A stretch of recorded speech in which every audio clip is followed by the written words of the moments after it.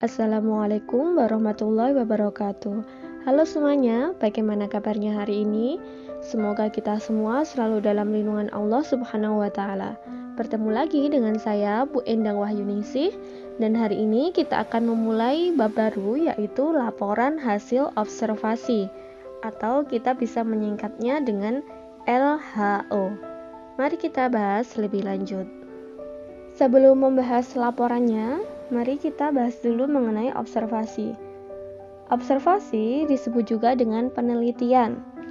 Observasi adalah kegiatan pengamatan terhadap keadaan, objek, atau peristiwa yang akan diteliti.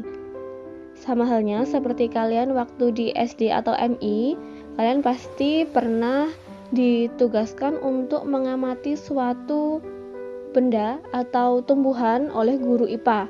Nah, itu loh yang disebut dengan observasi atau penelitian. Lalu, apa sih laporan hasil observasi itu? Jadi, yang disebut laporan adalah tulisan yang dibuat sebagai hasil pengamatan terhadap objek tertentu yang disebut dengan teks hasil observasi. Jadi, setelah kalian melakukan penelitian, hasilnya apa? Nah, itulah yang akan dilaporkan, yang akan disusun menjadi teks laporan hasil observasi. Fungsinya untuk memberi informasi mengenai suatu objek atau situasi setelah diadakan penelitian secara sistematis. Hal yang diteliti bisa mengenai benda, tumbuhan, hewan, ekosistem, dan lain-lain. Teks ini berisi fakta yang harus dapat dibuktikan secara ilmiah. Untuk lebih jelasnya, mari kita pelajari mengenai ciri-ciri teks laporan hasil observasi. Yang pertama, teks LHO disusun secara sistematis atau runtut, jadi nanti strukturnya itu tidak bisa dibolak-balik. Yang kedua, data teks hasil observasi bersifat meyakinkan, makanya harus disertai dengan fakta. Ketiga, dapat dibuktikan kebenarannya, karena ini ilmiah, jadi harus dapat dibuktikan kebenarannya. 4. Disusun menggunakan bahasa yang jelas dan mudah dipahami, atau bahasa yang lugas. 5. Isi yang dibahas adalah ilmu tentang suatu objek atau konsep. 6. Objek yang dibahas bersifat umum, sehingga menjelaskan ciri umum yang termasuk kategori atau kelompok. Jadi objeknya umum dulu, nanti kemudian akan diklasifikasikan berdasarkan kelompoknya. Nanti masuk ke isi. 7. Memerinci objek secara sistematis dari sudut ilmu.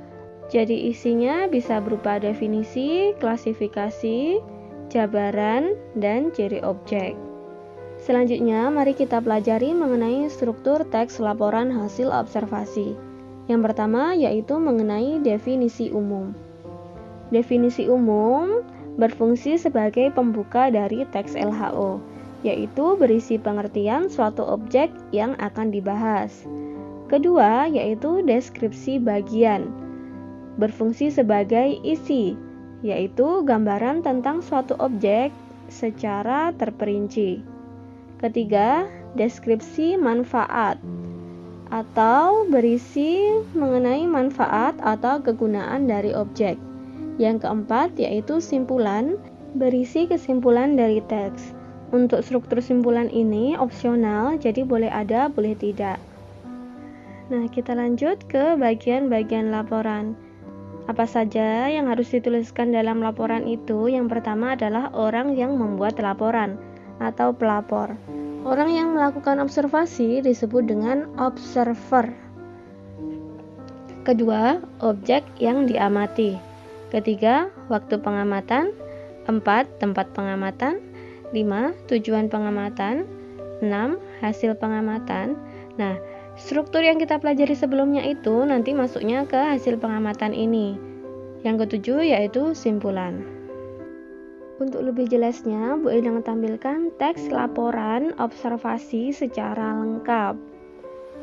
Kalau teks laporannya itu ada pelapor, objek, waktu, tempat, tujuan. Nah, yang kita pelajari yaitu hasil laporan observasi. Jadi berupa hasilnya itu loh, nanti yang akan kita analisis strukturnya. Untuk menganalisisnya, mari kita pelajari pada slide berikutnya. Sekarang mari kita belajar menganalisis struktur teks LHO. Pada struktur tersebut, paragraf pertama itu berisi definisi umum. Definisi umum berisi pengertian dari objek yang dibahas. Mari kita lihat pada paragraf pertama, di situ berisi pengertian dari daun sirih atau masih berupa pembuka dari teks laporan hasil observasi. Yang kedua yaitu deskripsi bagian. Nah, pada deskripsi bagian ini berisi perincian atau klasifikasi dari objek. Pada paragraf pertama, tanaman sirih tumbuh merambat. Tinggi tanaman sirih mencapai 5 hingga 15 meter, tergantung pertumbuhan dan tempat rambatannya. Nah, pada paragraf kedua ini berisi klasifikasi ciri-ciri dari daun sirih, yaitu berupa tumbuhnya merambat, tingginya 5-15 meter, dan lain-lain. Pada paragraf ketiga, ini masih memiliki struktur deskripsi bagian, yaitu berisi perincian dari jenis-jenis daun sirih.